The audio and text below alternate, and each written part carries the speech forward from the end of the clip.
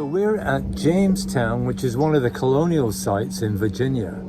And it's one of three colonial locations that we're going to be showing you today. Right. Two of the three locations have a living museum, and then they have the actual place. So this is the actual archaeological dig where they brought up the artifacts of Jamestown. So everything we learned about in the living museum, we're going to see where it actually took place today. Yeah, and some surprises as well, because where they thought it was, it really wasn't. It wasn't? Ooh. So let's start with something that's been puzzling us for quite a while. Why are these boom barriers at the entrance of a freeway? Is it to alleviate bumper-to-bumper traffic? So we did find out what the boom barriers are for. When a hurricane hits, they want all roads leading away from where the hurricane is going to hit. So they lower the boom barriers so you can't get on the freeway in the wrong direction and everybody's going the same direction to get out of town.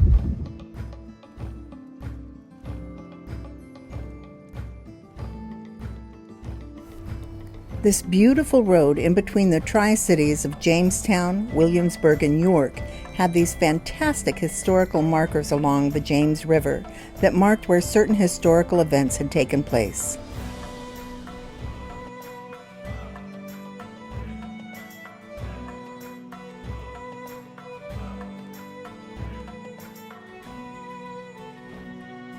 Don't you love the colored trees reflecting in the lake?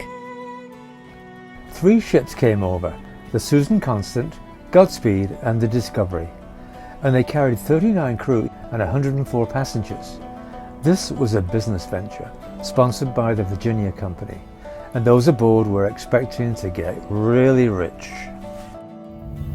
This is the original settlement for Jamestown, and as you can see, it's a swamp.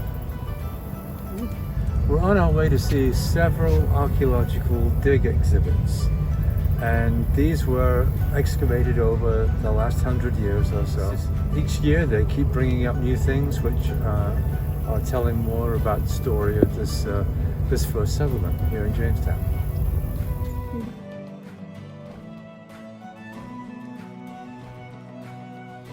That's a swamp and that's a settlement. This monument was erected in 1907 to commemorate the 300th year of the Virginia colonization in Jamestown. Again, as a reminder, Jamestown was built in a triangle, so they only had 3 walls to protect. Shortly after landing, a church was one of the first things that the settlers built, but the first structure, duplicated in the Living Museum, burned down, as did the next 2 that were made of wood. So the church that stands at the entrance of the original colony is built out of brick. It was built in 1639. This shows where the support beams for the floor of the second story would have been. This was the original foundation of the church. 2 knights came with the original 104 men.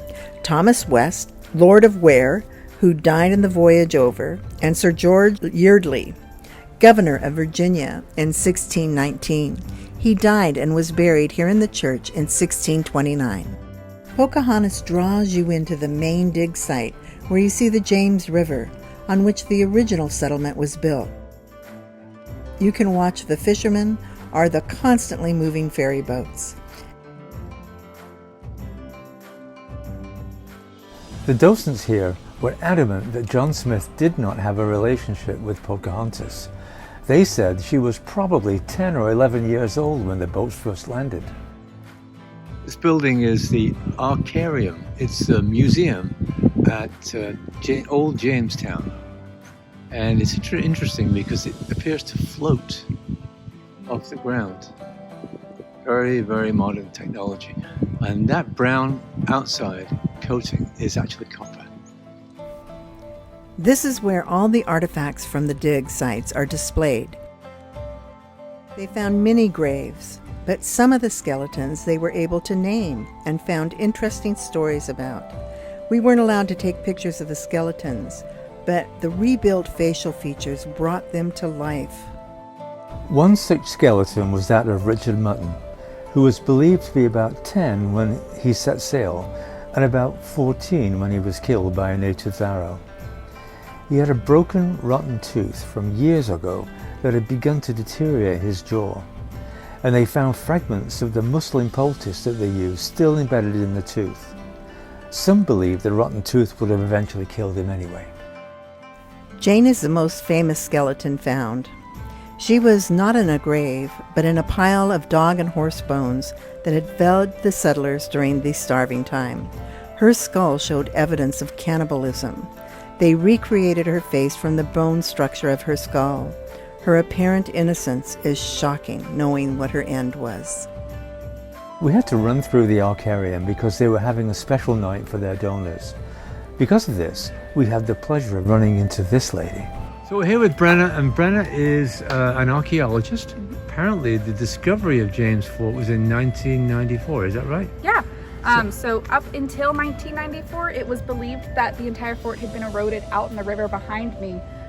We did lose quite a bit of that shoreline, about a football field in some areas. So it is no wonder that the historians prior to us believed that it was out in the river. But yeah, in 1994, our project started, and within a few months, we discovered the slot trench where this palisade that is reconstructed over here would have originally been. So we have about 85% of the original James Fort still standing. Thank you, great. And this demonstration was also put on for the donors. How lucky were we to see it? One of our goals here, as you might know, is to study the artifacts that archaeologists continue to find throughout the year and pick an object and replicate it using this technology and then use that item on site somewhere. So we'll start with the source. Amongst the archaeology here, there have been found a number of these plates, different sizes, kind of crude, and they were made out of armor like Willie has on when it was damaged and turned into, well, the archaeology also, one was found here. This is where it was found in situ, over that way. And this is after conservation by Dan Jackson. So Willie, in his quest to seek more armor, has asked if we, or I was fool enough to say, sure, I'll do it, is to make this thing, which is called a jack of plates. Because all these little plates, anywhere from 600 to 800 of them, are sewn inside by 6 layers of fabric. So this is the back. So go back here. And this is the plates inside. I haven't counted these, I'm not sure I want to. But I do need to make another 400 or 500 to make the 2 fronts. And I also have to make about another 1,000, I think, of these little green tufts, which are silk. They show up on all the old ones. No one ever says why they're there, but this type of armor was cheap in the time period. It was used for about 2 centuries. Went out of fashion by 1600. But they liked it here. I think those silk tufts are to drain water away, because each one of these intersections is 6 heavy threads sucking water right inside this armor, and I think the fringe on that would help the water drain away. So I've been working on this off and on for 2.5 years. And I love you, man. I love you for the sacrifice. So I'll be hopefully having this finished by this coming spring. And I'll be silent by this coming spring. There's been a couple of projects, and one of them I did like over a year ago. It's been over a year and a half. Was to make a lock for the church, to actually secure the memorial church. And I thought, why not make a padlock? Might make a lock. And I looked at what we had in our dry room, and we had fragments. We had pieces of this particular type of padlock that were found on site here.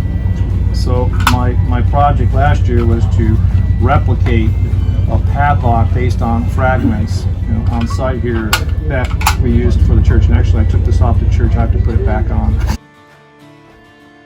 They built a studio for the glassblower. This was called Glass House, and it was built away from the fort because of the fire danger. The Virginia company hired Dutch and Polish glassblowers and created the first English glass manufacturing company in the New World. This was all done 1 year after they landed in 1608. And we have a 4-year apprenticeship program that everybody goes through in order to make everything on their shelves.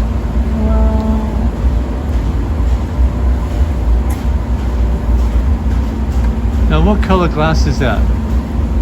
What It'll be color? green. It'll be green. Yep, it's bright orange right now because it's still very, very hot.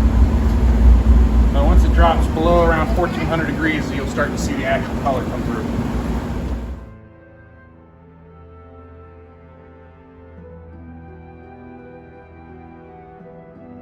They used artifacts found from the fort to make replicas, just like all the other craftsmen at the fort. I found the oldest pieces the most interesting. Some things the ladies brought along with them and were in need of replacements. This was used to cover young seedlings, a personal hothouse.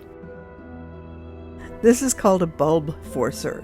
You fill it up to the neck with water, and then you put a bulb in the top of it. It forces the bulb to bloom. Another favorite was the sparking lamp. Never had heard of this before, but depending on how much oil you put in it, the gentleman caller who was wooing your daughter would know how long he had to stay. When the flame went out, it was time for him to go.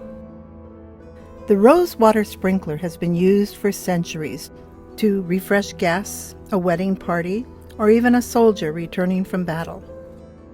As the town got bigger, they built taverns that had specific needs, sturdy jugs, and beer glasses. And as the citizens of Jamestown became wealthier, they developed specialty items, monogrammed bottles. These bottles were usually monogrammed so the glassblower would know who the bottle needed to be delivered to. But if it held a family crest, that was a wealthy patron. So that's it for Jamestown. We thoroughly enjoyed it. What a great education, and you must put it on your bucket list. This part of the country is just amazing. And the actors and the people, historians who work there are just really, really knowledgeable. It's fabulous. They are. They're wonderful. We learned so much. Who knew that it wasn't actually out in the river, that they just hadn't dug at the right place yet? Oops. Bye. Hey, thanks for watching. And if you like our videos, please press the subscribe button.